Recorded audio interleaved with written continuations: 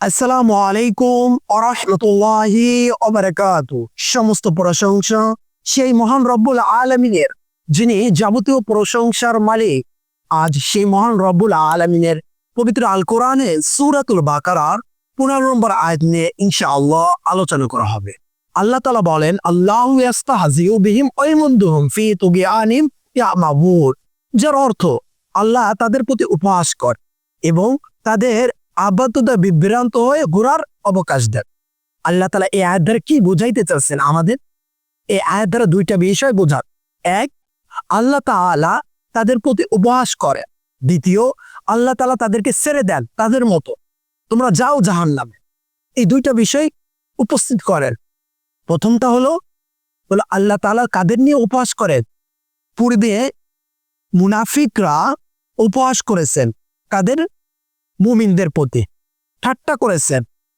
আল্লাহ তাআলা পরে কি? আল্লাহ তাআলা তাদেরকে উপহাস করেন। আর উপহাসটা কেমন? জাহান্নামের দিকে অগ্রসর করতেছে। এইটাকে বলে উপহাস। তেমনি ইব্রাহিম আলাইহিস সালাম আল্লাহ তাআলাকে খুঁজছে, একত্ববাদ খোদাকে খুঁজছে। এটা কিভাবে সম্ভব? ওই মাটি আমার খোদা হতে পারে? কিভাবে সম্ভব ওই সূর্য আমার খোদা হতে পারে? তখন মাটির পূজা করতেন, মাটিকে খোদা পূজা করতেন, মূর্তিকে পূজা করতে বলতেন এটাই খোদা। তখন ইব্রাহিম আলাইহিস সালাম খুঁজতে থাকেন আল্লাহ তাআলাকে, আল্লাহ একত্ববাদের খোদাকে খুঁজতে থাকেন। একদিন ইব্রাহিম আলাইহিস সালাম কে তার গোত্রের কিছু লোক বললেন, হে ইব্রাহিম, তুমি কি যাবা? ওই স্থানে একটা উৎসব হচ্ছে, একটা পূজার মণ্ডপ হচ্ছে, তুমি কি যাবা? ইব্রাহিম আলাইহিস সালাম বলেন, না, আমি অসুস্থ, আমি যাব না। কারণ মানুষ সুস্থ থাকে তার শারীরিক এবং মানসিক। সে ছিল মানসিকভাবে অসুস্থ। কেমন মানসিকভাবে? ভাই, আমি সুস্থ আছি কিন্তু মানসিকভাবে অসুস্থ, পেরেশানিতে আছি। কারণ এই সমাজ, এই শহরে কিভাবে মাটির পূজা করেন, কিভাবে মূর্তিকে যে নিজের হাতে বানিয়ে তাকে সেজদা দেন, তাকে খোদা বানান, সে কিভাবে খোদা হতে পারেন? তার জন্য সে মানসিকভাবে অসুস্থ। সে চিন্তা করতেন কিভাবে ওই সূর্য পূর্ব দিকে উঠে পশ্চিম দিকে শেষ হয়ে যাইত সন্ধ্যার আগেই, সে কিভাবে খোদা হতে পারে? কিভাবে? এই চিন্তায় সে পেরেশানি, সে মানসিকভাবে অসুস্থ। তখন ইব্রাহিম আলাইহিস সালামকে বলে তার গোত্রে সবাই, তাহলে তুমি আজ যাচ্ছ না ওই পূজা মণ্ডপে, আজ ওই মেলায় উৎসবে যাচ্ছ না, তাহলে এই মূর্তিগুলো দেখে রেখো।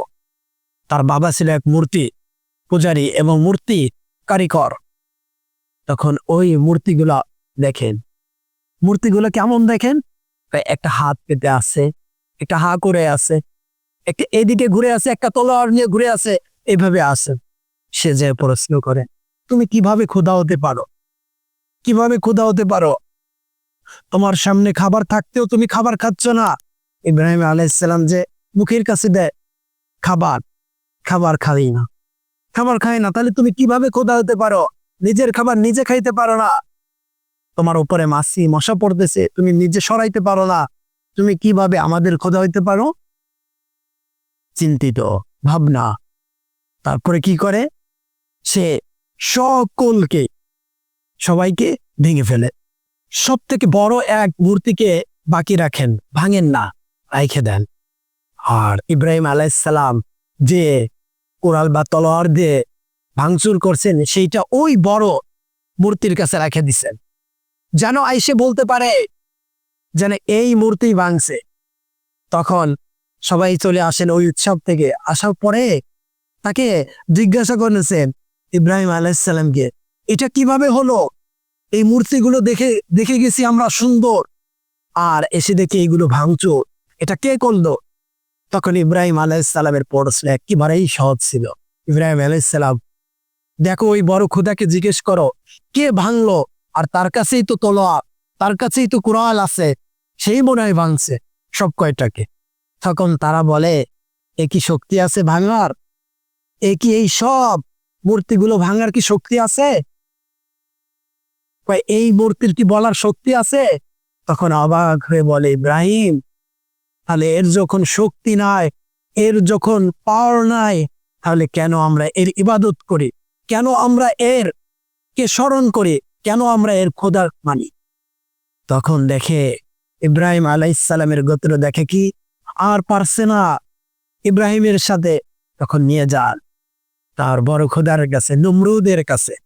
আল্লাহু আকবার। নমরুদের কাছে নিয়ে যাওয়ার পরে নমরুদ তার কাছে শোনেন, তুমি এগুলো কি ভাঙচুর করছো? কই শুনে আসো। সেই বড় খোদার কাছে, সেও তো ছিল উপস্থিত ওইখানে। তখন তখন ইব্রাহিম আলাইহিসসালাম নতুন এক ধর্মের, নতুন একত্ববাদের খোদা ধর্মের দাওয়াত দেন নমরুদকে। তখন নমরুদকে বলে, আমার আল্লাহ জীবিত করেন, মৃত্যু করেন, তুমি কি পারবা জীবিত করতে এবং মৃত্যু দান করতে? তখন নমরুদ বলেন কি, হ্যাঁ আমি পারবো, আমি একজনকে জীবিত করতে পারবো আর একজনকে আমি মৃত্যু দিতে পারবো। কিভাবে? তখন এক আসামি কয়েদি থেকে, জেলখানা থেকে 2 জন আসামিকে ধরে নিয়ে আসে। কয়েদি থেকে নিয়ে আসার পরে ওই একজনকে নমরুদ হত্যা করেন। হত্যা করার পরে বলেন, দেখছো একে আমি মৃত্যু দান করছি। আর একজনকে যখনই তাকে অস্ত্র ঢোকাবেন, যখনই ছুরি ঢোকাবেন, তখনই তাকে ছেড়ে দেন। দেখছো আমি এটাকে জীবিত দান করলাম, এদের জানটাকে আমি দান করলাম। তখন ইব্রাহিম আলাইহিসসালাম হতাশ। তখন আরেকটা প্রশ্ন করে, কয় আমার আল্লাহ তো পূর্ব সাইড থেকে এবং পশ্চিম সাইডে সূর্যটা অস্ত্র ওঠান এবং নিভান, তুমি কি পারবা? তখন নমরুদ তো হতাশ, এখন এইটা কি করবে? এই প্রশ্নের মোকাবেলা কি দিবে নমরুদ? তখন নমরুদ বলে, এর সাজাটা হবে একে আগুনের মধ্যে ফেলো।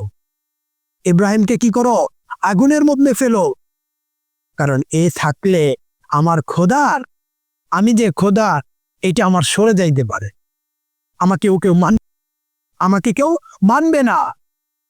তখন 40 দিন ধরে ওই আগুন জ্বালা, শহরের মধ্যে, ওই মহল্লার মধ্যে, ওই গোত্রে যত গাছপালা ছিল মোটা তাজা সব গাছপালা এনে ওই আগুনটা জ্বালান। তখন ইব্রাহিম আলাইহিসসালামকে সুন্দর করে বাঁধে দড়ি দিয়ে। যখন বাঁধার পরে ওই আগুনের মধ্যে ফেলে দেন। আগুনের মধ্যে যখন ফেলে দেন ইব্রাহিম আলাইহিসসালামকে, ইব্রাহিম আলাইহিসসালামের দড়ি, মোটা শক্ত দড়ি, দড়িগুলো পুড়ে যান। তারা ভাবেন, অনুভব করেন মনে ইব্রাহিম আলাইহিসসালাম মনে পুড়ে গেছেন। তখন আল্লাহ তাআলা জিবরাইল আলাইহিসসালামকে পাঠাই দেন ওই আগুনের কাছে, দেখো আমার বন্ধু আজ আগুনের মধ্যে, দেখো কি লাগবে। তখন ইব্রাহিম আলাইহিসসালামের কাছে এসে বলেন, জিবরাইল আলাইহিসসালাম, আল্লাহ তো আমাকে পাঠিয়েছেন, কি দরকার আপনার বলেন, আমি কি সহযোগিতা করতে পারি? এই আগুন কি নিভিয়ে দিতে পারি? আমি তোমার কাছে কিভাবে সহযোগিতা নিতে পারি? আমার বন্ধু আল্লাহর কাছ থেকে নিব। তখন বলেন, অবাক, আল্লাহু আকবার, ঈমান কতটা মজবুত ইব্রাহিম আলাইহিসসালামের। ইব্রাহিম আলাইহিসসালাম যখন এই কথা বললেন, আল্লাহ আগুনকে বলে, তোমাকে তো একটা শক্তি দিয়ে দিছি সবকিছু পুড়িয়ে ছারখার করে দেওয়া, আর আজ তোমাকে বলি, আজ আমার বন্ধু তোমার আগুনের মধ্যে, তোমার মধ্যে একবারে শীতলতা হয়ে যাও। ঠিক তেমনি আগুনের শীতলতা হয়ে গেছে। ইব্রাহিম আলাইহিসসালাম একটানা 40 দিন ওই আগুনের মধ্যে ছিলেন।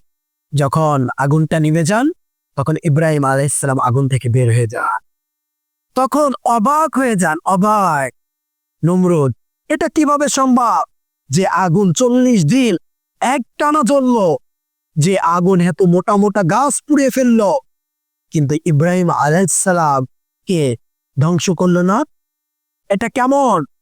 তার আরো বেশি রাগান্বিত হয়, অহংকারে আরো রাগান্বিত হয়ে ওঠেন, সে এটা কিভাবে সম্ভব? তখন তখন ইব্রাহিম আলাইহিসসালামকে বলে, তোমার খোদা কোথায় থাকে? আমি খোদাকে মারতে চাই।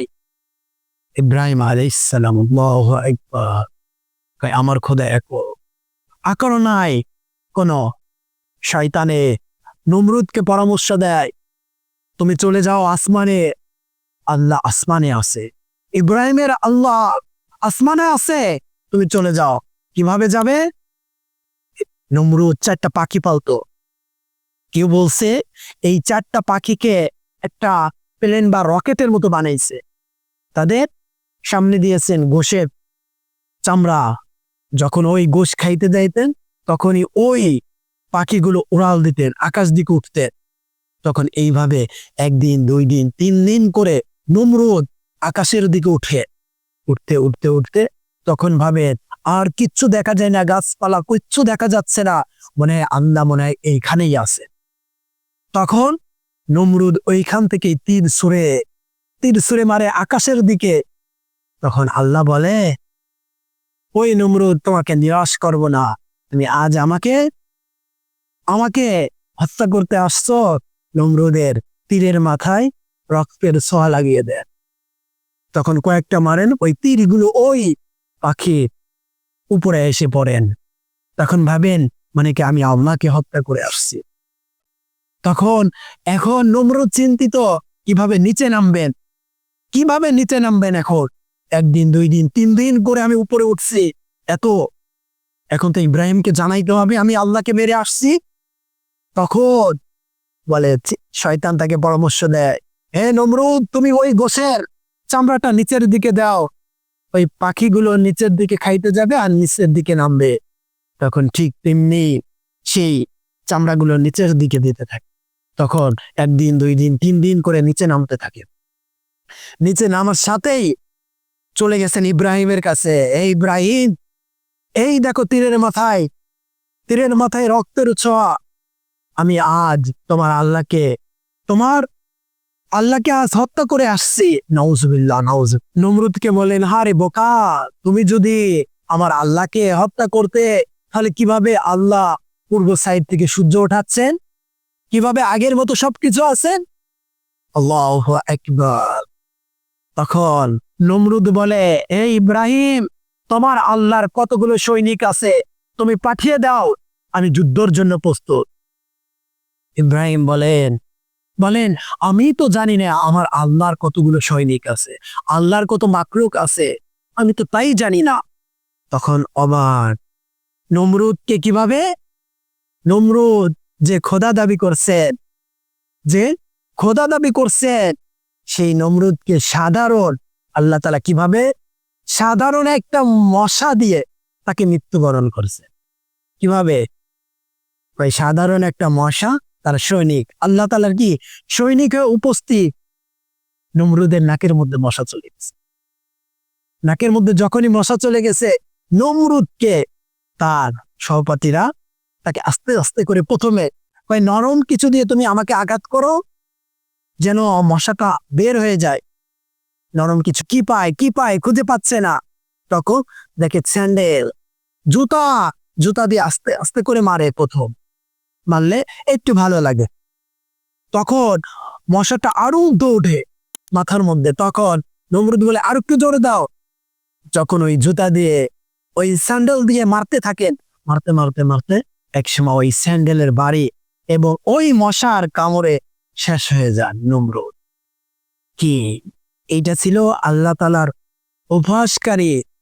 তুমি একজন খোদা হয়ে স্যান্ডেলের বাড়ি, সাধারণ একটা মশার কামড়ে তুমি শেষ হয়ে গেছো। এইটা উপহাসকারীর জন্য। আর তোমার স্থান কোথায়? তোমার স্থান জাহান্নাম। আল্লাহ তাআলা এই আয়াত দ্বারা বলছে, আমি এইভাবে উপহাস করি, এইভাবে যেমনে তোমরা আমার বান্দার সাথে যেভাবে করবে, আমি তোমাদের সাথে আমি সেই ব্যবহারটাই করব। আল্লাহ তাআলা আমাদের বুঝার তৌফিক দান করুন। আমিন।